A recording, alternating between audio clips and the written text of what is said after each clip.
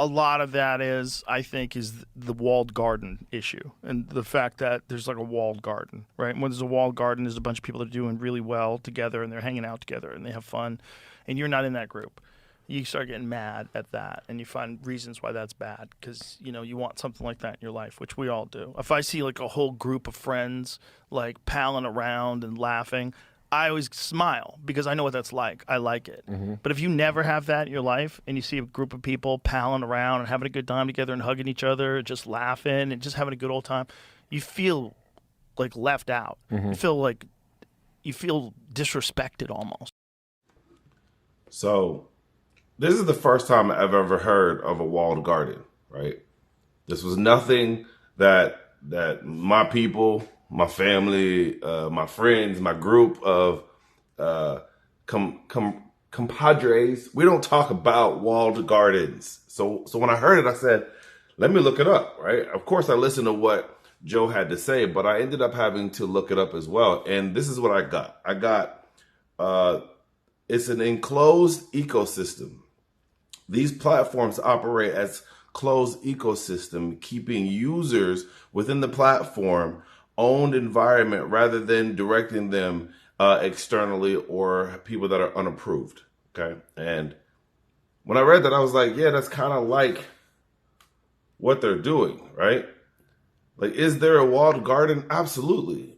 Um, but the problem for me is that that uh, with that walled garden comes a lot of individuals that are a part of these groups that are not in these groups organically, that are not in these groups with great intention, right?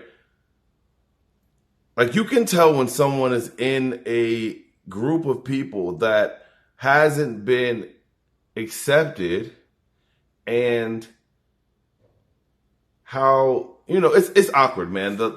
It goes back to when you're younger and trying to get in like the popular group or the band guys or the footballs and the jocks. You know what I'm saying? Like you had your place and they have them in place here in Austin. It is a pecking order. I call it a pecking order more so than a walled garden because there is walled gardens, but there's different layers, especially here. Um, Is there some jealousy because you're not a part of said garden? If you're not past that wall, absolutely there is, right? Like even myself, I feel it's more ego because I feel and believe that I'm one of the top comedians in Austin, and I can give a fuck what anybody else say. I know when I go on stage, I get the response, and I feel like now they're starting to pick up on the comedians that are actually really good. And some of those are some of my buddies. And I'm seeing them get their opportunities, which is amazing. And they're starting to get past that walled garden, right? And have access to those different orchids. That made no sense. Orchards. You know what the fuck I was trying to say. But the fact of the matter is that I don't think that people outside understand the pecking order, right? I'm 40 plus years old, and a lot of these comics are in their 20s and early 30s, and they want to hang out all night and do drugs, and that's not something that I'm interested in, right? I want to be funny. I want to go through the ranks. I want to learn from being a feature or from being a host to becoming a feature and then eventually becoming a headliner. But I know that there's a path that I want to take. I don't think because Joe's so far up on the ladder, you can't you're not going to be able to have your thumb on the pulse of comedy at that point.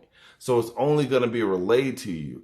And when it's relayed to you by people that are behind that walled garden, your vision is going to be tainted. Like I've noticed in this city that they do not have this forward thinking of this person is going to be great. Let me back this person. They wait until that person does something amazing, right? Pops, And then they're like, oh, we're going to push you as a headliner because we know you can sell tickets now because of whatever thing that happened. What happened to being a forward thinker? What happened to like someone seeing talent and being like, I know you're going to be one of the next ones. I see it in you. No, they're lazy and they wait for the thing to happen and then they use you. I was listening to a comedian by the name of Trix, and he was talking about how these clubs are using us as comics because without us, there is no comedy clubs. But we sit back and we have this notion that we really want to be on these platforms, so we're willing to stand in line all night long. We're willing to, go through the ringer just to be able to have that opportunity, and they could give a fuck less about us. Like, there's accolades that you can get during your tenure as a comic. And in this city, you win a competition, the eyes are on you now, the door's open. You get past a round in a competition and people look at you differently. You do bad on a platform, they look at you differently from when you do good on a platform. It is crazy to think about, right? And yes, jealousy comes into it because you want to be on that side of the garden. But sometimes you gotta water where you are. If you water where you are, they see that you're growing your own garden. They're real. It would be easier for them to reach out if you got your own garden because you're not trying to steal any of their vegetables or steal their flowers. That's why I do this here. I do this simply because I know that I got to find my own path. If I'm not behind that garden, I'm going to water my own garden. And here we are, nigga. So listen, how do y'all feel about it, man? If you're a comic in Austin, make a comment below. Tell me how you feel as a comic. I know that in Austin, people are afraid to give their honest opinion. You can become anonymous. Like, don't be afraid just to voice your opinion, yo. We ain't finna get, pow, pow, pow, pow, pow. That ain't finna happen. So say how you feel. Say it with your chest. I'm going to create my own garden, and if they accept me over there at some point, maybe I'll go over there. But that's not, that's what I wanted when I first moved here, and since it hasn't happened, I just look at it like, just water your own grass. So if you're a comic out there right now, and you can't get past that walled garden, if you start to plant your own flowers, you have to start and plant your own flowers.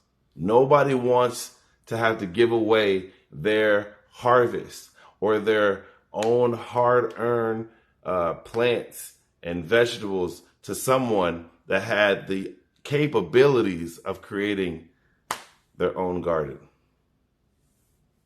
That's the advice for the day, man. I'll holler at y'all at the next one. Like, comment, share. Hey, we starting to grow a little bit. You know what I'm saying? So thank y'all. Really appreciate that. Hey, we'll catch you on the next one. If you like it, like I said, share it to somebody. Holler at your boy. I'll be around.